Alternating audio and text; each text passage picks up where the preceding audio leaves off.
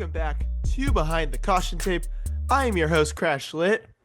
Definitely fall sports winding down, but still definitely busy here in Troy with USC athletics. So let's get into everything that happened last week and everything that's happened this week. We're definitely winding down at the end of the semester here, but this train doesn't stop. So let's keep it going. So let's start with women's soccer. And I'd like to start out by giving a big congratulations to the women's soccer team on an amazing season. Unfortunately, came to a tough end on Friday following a loss on PKs to Wake Forest. That was on Friday at Dignity Health Sports Park at the track stadium. So we'll get into that game and then give you my overall thoughts on this team's season. So, team fell down early 1-0 in the first half on a Wake Forest goal by Kyva Hanks. But then Simone Jackson tied it up shortly after halftime, and Caleb Colbert put USC up 2-1 with about 12 minutes after Jackson's goal. Wake Forest did even it up with about 10 minutes left in regulations, courtesy of Alex Wood, and no goals were scored in either OT period, which would have forced a sudden death. As a result, it went to PKs, so 2-2. So USC fell on PKs. Trojans failed to score twice. Wake Forest missed once. And Kristen Johnson of the Demon Deacons hit the game winner. So, game will get counted as a draw in both teams' records because once it hits PKs, they deem it a tie, with the PKs only being used to deem who gets to advance to the next round. So, definitely a really competitive match. And I think overall, so they finished with a record of 18-1-4 and an Elite Eight finish. So, a big congratulations to head coach Jane Alukonis' squad on an incredible season. Not only did they make it so far and just they were fun to watch. I mean, I was fortunate to make it out to them 3 times. Just the grit and determination they showed throughout the year, as well just credit to them for playing a tough schedule and not even really being a true home. They played home games at 4 different sites this year.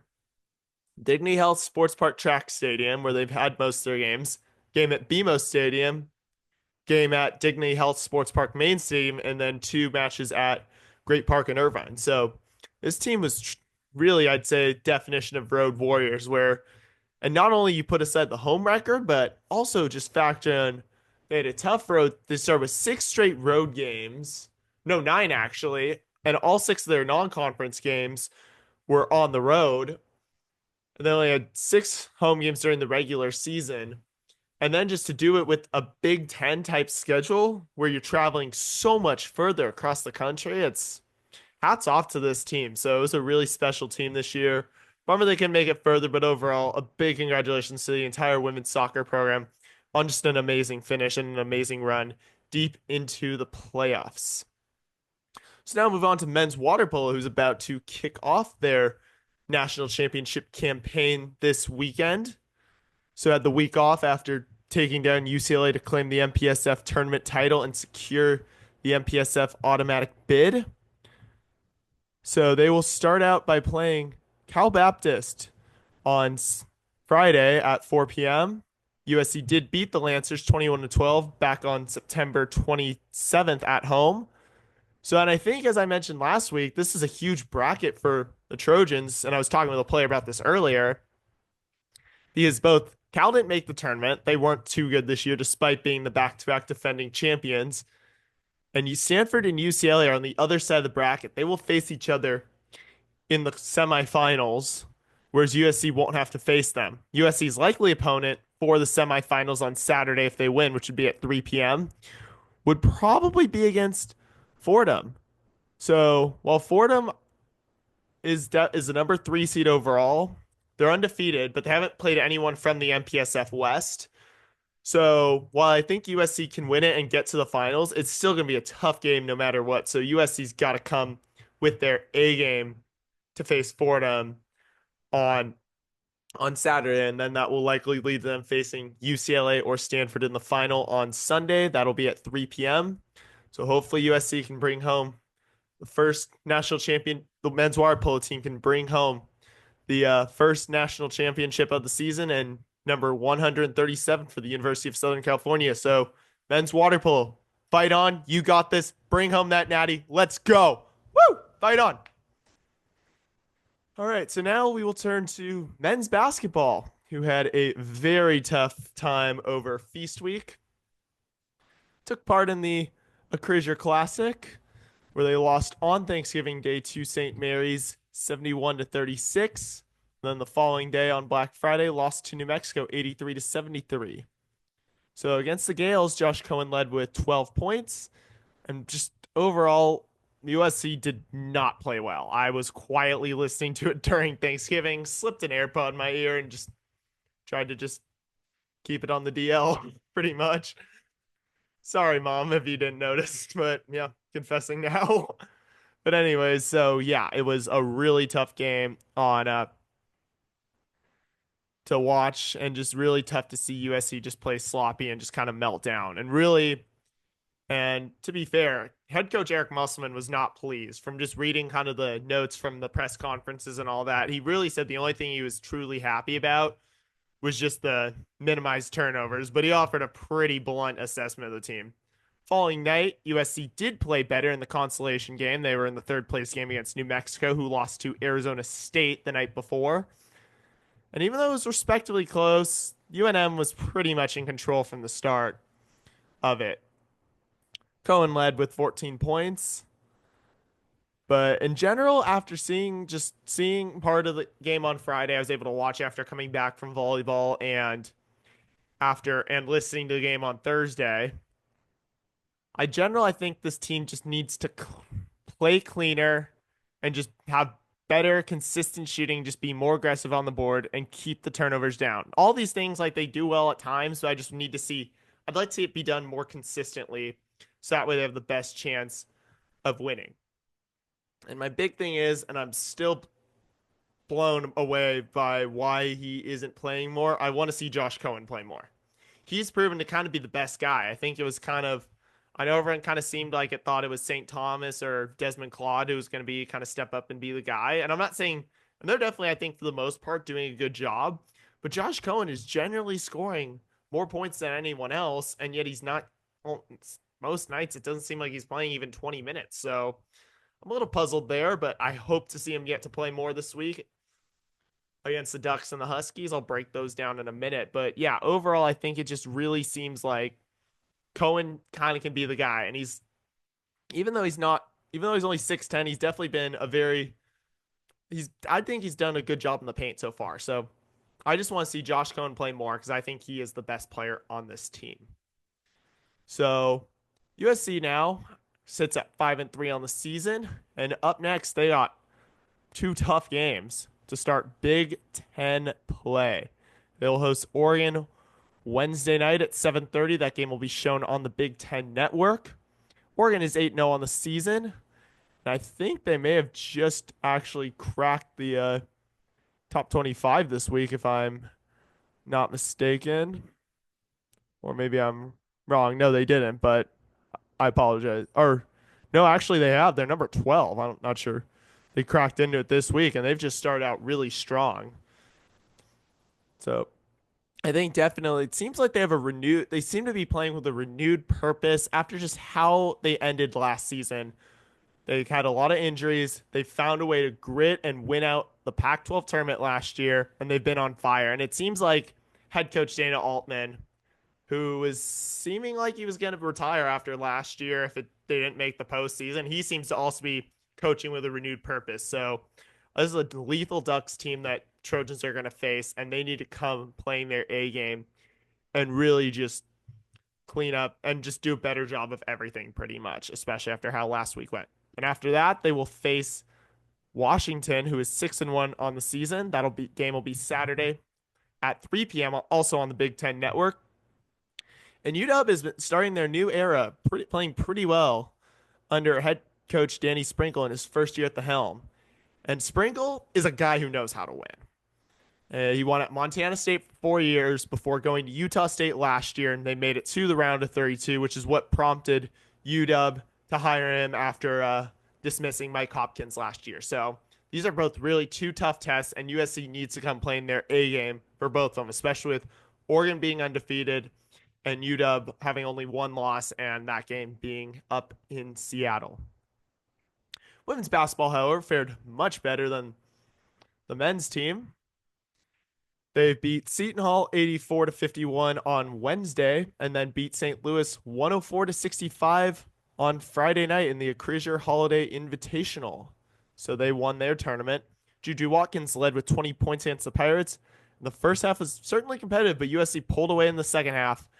And big supporters around Watkins were Rhea Marshall, who had 14 points, Kiki Iriafen, who had 15, and Avery Howell with 14, who all helped in the effort to take down the Pirates. So, and then against St. Louis, Watkins had a team leading 34 points, while Iriafen had 30. And it's tight first half, but then 8 Billiken points only in the third quarter just helped USC put the game away in the second half. And then Talia von Oelhoffen had 13 points. Howell had 11. And really, Avery Howell has been impressing me this year so far. I think she's a really good shooter outside the arc. And especially against St. Louis, she went 3 for 3 from downtown. So I think she's been seeing more and more minutes on the court. She saw 20 against Seton Hall, 14 against St. Louis. Hoping to see her just get more minutes because I think she's been playing really well and has really, I think, earned her place in that rotation of players in this team this year under Lindsey Gottlieb. Kaylee Heckel, however, also appears to have solidified down that fifth starting spot in the lineup with Kennedy Smith now out indefinitely due to surgery. So I think that this team is overall really balanced. I still think like Heckel's a good pick for that starting lineup. And I mean, like I said, like she gives her all. She's a beast on the court. She dives for everything. So it's always fun just seeing her just give 110% every night on the court. So USC is now 6-1 on the season, held steady at 6 in this week's AP poll. So I think USC, with their 2 wins this week, they proved they can bounce back from a tough loss after they lost to Notre Dame last weekend at home. And they need to get ready for their Big Ten opener on Saturday and continue to play clean ball and not let Cal Baptist hang around the first half. In addition, it's not even now a month away. I think it's 19 days if I'm counting correctly. They play at UConn, the team that knocked them out of the NCAA tournament last year. So that should be a thriller of a match on the road. But first, they got to take care of business this week. They've host CBU, who has not won at all this year. They're 0-8 on tomorrow night at 6:30 p.m. on the Big Ten Network. So USC just needs to take care of business, but can't get caught looking ahead. But then the bigger match will be against number 21 Oregon, who's 6-2 on the year. That'll be at 1 p.m. on the road on the Big Ten Network. And the Ducks look legit this year. And their coach, Kelly Graves, I think he's a good coach. And he's going to want to bounce back from how last season just completely fell apart down the stretch once they got to Pac-12 play. So he's looking like also just trying to bounce back and just get this team rolling after how much of a struggle just last year turned into. So definitely 2 big games for the Trojans. And definitely they need to start Big Ten play off strong heading into the winter holidays. Now we get to women's volleyball, who closed their season out very strongly and are getting ready for the playoffs. So they got a 3-1 win at UW on Wednesday, and then last Friday I was back in time for my trip to Texas to see them sweep the Iowa Hawkeyes. And against the Huskies, Allie Batenhorst led with 17 kills. UW won the first set 25-17, but USC responded, winning the next 3 and just growing the margin each time. So I think I wasn't able to watch this due to just being on the plane. I was hoping to watch it. Flight got delayed, but I'm not going to get into that. However, basically from looking at the box score, checking the stats, it just looks like kind of dropping that first set helped USC just respond really, I guess, angry. I can't really tell because I couldn't see it, but it just seems like they drop a set they shouldn't. They immediately bounce back really strong. And they won the next 3, 25-21, 25-19, 25-10, just dominated. I was able to catch see the stats of the last game on my phone right as I touched down in Texas and just was like, okay, yeah. They're taking care of business now. So I think that was just a good win, especially because UW's a good team this year, and I'll give them credit there. But then against the Hawkeyes, Batenhorst had 16 kills, and USC won sets 1 and 3, 25-16. Set 2 is a little tighter, let the Hawkeyes hang around. they almost lost. It was 25-23. It was competitive throughout. And I think, you know what? I think there were times it was competitive. I think there are times USC just took care of business. So I think if they can just figure out how to play consistent, especially going into the NCAA tournament, I think they can make a deep run and maybe even bring home the trophy. I think this team can do it when they're at their best. It's hard to stop them. And I think we've seen that, especially with how they beat Minnesota and Oregon, as well as they've played, gone toe to toe with some of the best teams in the country too. So USC finishes the regular season 21-9, 13-7 in Big Ten play. That makes them tied sixth with Minnesota in the Big Ten standings. Currently, they were ranked 20th in the AVCA rankings published from last week and earned a sixth seed in the Penn State region of the NCAA bracket. And that means they will be going to be playing in Austin, Texas. So they'll be playing, likely be having to face University of Texas. We'll get into that. But first, they face UT Arlington, who's 29-2 on the year on Thursday afternoon. That'll be at 2 p.m. The Mavericks have won 20 straight matches, and they won both the WAC regular season and conference tournament. So this is definitely going to be a game where USC needs to come in focused because it doesn't really matter at this point what conference you're in. If you can win that many games, have a record like that, that's still impressive no matter what level your team is. So USC's got to come out ready to play because UT Arlington knows how to win clearly. But I think USC can take care of business.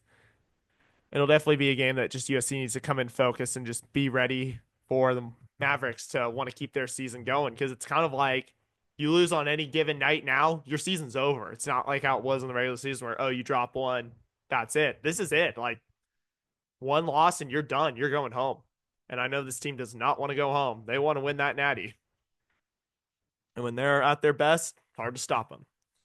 If they beat the Mavericks, they will face the winner of number 3 Texas or Texas A&M Corpus Christi on Saturday out in Austin. And it'll likely be Texas, who's 18-6 on the year.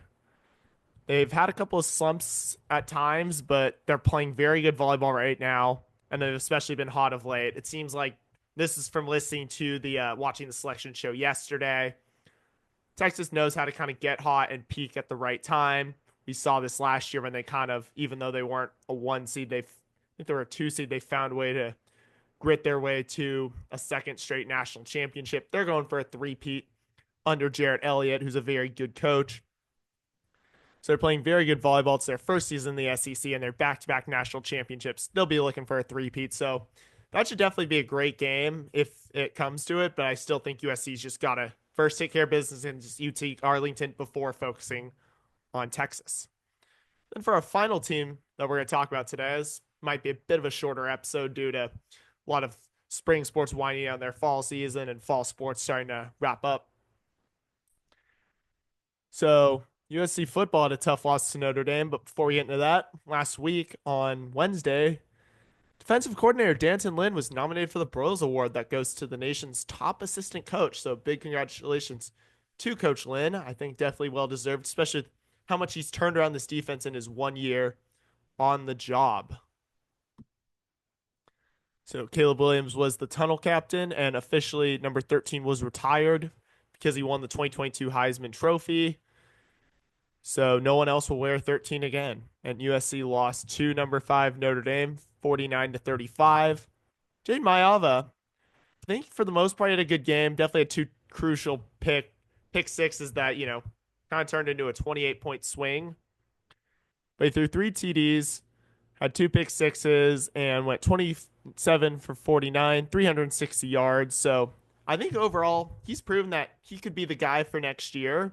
I'll get more into that next year, but it's all more into that later. But I think it also depends on who else is going to be in that quarterback room next year. And I'll talk about that in a sec.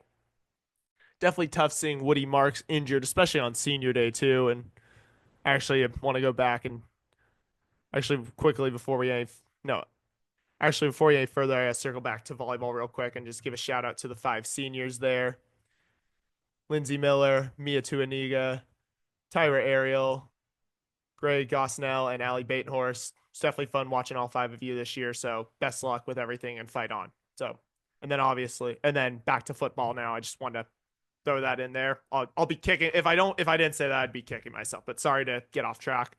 Back on now with football. So Woody Marks, definitely tough to see him injured early in the first quarters. Big loss for USC, and I think that it's like, and I think for sure that it proves that. But fortunately, I think Quentin Joyner had 10 carries for 83 yards, and I think he's proved that he can be the guy for next year. And I think he's definitely gonna have some big time. So I think it's definitely something I think USC has potential in, but they just didn't utilize it enough this year, which was frustrating. Especially when you had Marks and then Joyner, who's also just been getting to learn from some of the best in the business. I think at the college level, he sat behind Austin Jones and Marshawn Lloyd last season, 2023, and then Marks this season. So he's got to be around some great elite running backs in college football. So I hope that Lincoln Riley will utilize the run game more because it was very effective when used correctly. And just when it wasn't used, it just USC's offensive attack was too unbalanced, I think. Overall, in terms of receptions, Kai Lemon had 9 receptions for 133 yards. Jacoby Lane only caught 26, only had receptions for 26 yards, but all three of his receptions were for touchdowns. So he's a big clutch player. And then USC just needs to run the ball better with Joyner proving he can be the RB1. And as for Mayava, I think he can be the starter, but I do want to see how incoming quarterback Houston Longstreet does, as well as potentially any other high schoolers or transfers that Lincoln Riley gets. And on to the news of quarterbacks. The news that is no surprise to anyone. Miller Moss entered the transfer portal this morning. I think the news comes as a surprise to absolutely no one, considering the reports circling online, or if you listen to the show a few weeks back after he got benched, when I talked about his social media behavior, just where he where he decided to change his photo and take out his QB at USC bio, which you're going, so what, Crash? But then the evidence that convinced me, in addition to anything else I've heard over time, was just unfollowing USC and Lincoln Riley. I just don't think that's a good look until you've officially entered the portal. Now, if he'd done it today, I'd been like, okay, he's skipping town. We all know that now. Makes sense if he seems to have no problem showing there's a falling out. But if you do it early, it just shows that you can't really seem to handle the news well. So that said, though, while I disagree with how Miller decided to handle it, as I said before, and I'll say this one more time, I think all of us as a Trojan family, we need to we all need to take a moment to thank Miller Moss for his 4 years of dedication and service to the University of Southern California football program. It can't be easy having to come in, be the third string, and then sit behind Caleb Williams for 2 years, and then get your shot only to blow it 9 games into after being named the starter. But I still think, you know what? We just have to thank him and wish him the best in his next chapter, wherever that may be. We'll see where he lands. Regardless, I wish him all the best. Miller Moss, fight on forever. So now USC awaits its bowl assignment at 6-6. I am gonna give my prediction of where I think this team will land. So they'll be compete due to just the complications set by everything. USC will actually is being selected among the current Oregon State, Washington State, and the former Pac-12 schools. So it's in this regard, it's like the Pac-12 is still together. The only difference is now it goes by overall record. So, I'm gonna actually, if you're watching this online, you will see that I put up I'm gonna put up, I think, a screenshot of my notes of what my prediction is. So I'll try to break it down as best I can, and hopefully it makes sense. So I think Oregon being at 12-0, regardless of what happens in their game against Penn State in the Big Ten championship, they're in.